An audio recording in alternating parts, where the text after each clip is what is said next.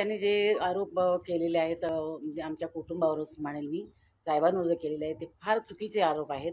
1993ला जे माझं ॲक्सिडेंट झालं ते स्टोनही झालेलं आहे आणि तेव्हा असं काही नव्हतं. आमच्याकडे गॅस लाईन आहे, आमच्याकडे सिलेंडर आहेत.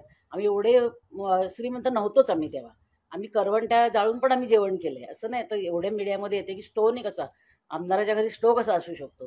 ते स्टोव्ह होते आणि गॅस पण होता. स्टोअर पण करत होत्या बायका त्यावेळेला आणि ते मी करत होते आणि मी उभे असताना माझा पदर त्या स्टोव्हवरती पडला आणि त्यामुळे तो मी असं हे करताना स्टोव्ह उडाल्यानंतर तो स्फोट झाला आणि त्याच्यातही मी भाजले आणि मग तशीच गाडी करून आम्ही खेडून जसलोकला आलो. आधी आम्ही ते पण आलो, कांदिवलीच्या हॉस्पिटलमध्ये आलो. कांदिवलीवरून सांगितलं की डायरेक्ट तुम्ही जसलोकला घेऊन जा आणि तिथे जसलोकला मी 2 महिने ॲडमिट होते. माझ्या बाजीच्या रूममध्ये साहेब होते आणि त्यांनी असं करायचं शक्यच नाही ना आणि ते का असं करतील आणि मग असं केलं असं ते वाचवायचा प्रयत्न करणार नाही ना. आणि मी अमेरिकेपासून त्यांनी फिरलं असं नाही की असं हे केलं आणि स्वतः त्यांनी वाचवताना त्यांचा हात पण भाजलेला आहे आणि हे राजकारण फार म्हणजे चुकीचं. मी आज पहिल्यांदा तुमच्या मीडियासमोर आले. मला हे राजकारण कधी माहीत नव्हतं. कधीच आम्ही त्यांच्या घरात चर्चा करतो पण आज मुलगा झाला किंवा हे झाले की असं करणं फार चुकीचं वाटतंय मला. म्हणून मी आज सांगितलं मी बोलते. मला यायचं होतं मीडियासमोर मी आले. आता त्या प्रतिक्रिया येतील की आता बायकोला आणली नाही त्यांनी हे केलं पण हे चुकीचं आहे. मला सांगावंच वाटलं म्हणून मी सांगते.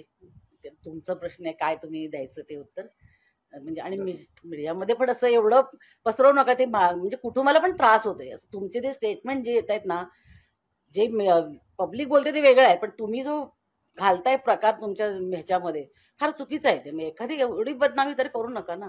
तुम्ही त्याच्यामध्ये बघा काय बोलतायत ते आणि खरं ती आहे का परिस्थिती हे पण विचार करा. आम्ही पण फेसबुक तर आम्ही पण बघतो. आम्हाला खूप त्रास होतो याचा. म्हणून सॉरी मी हे पहिल्यांदा मी तुमच्या मीडियासमोर आले पण असं काही झालेलं नाहीये आणि आमचं त्याच्यानंतर आम्ही आता आमच्या लग्नाला 47 वर्ष झाली आहे.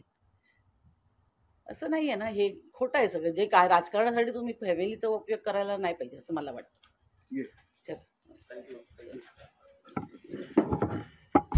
आता isakal.com आहे देशातील नंबर 1 ची मराठी न्यूज वेबसाईट. प्रत्येक अपडेटसाठी isakal.com ला नक्की भेट द्या.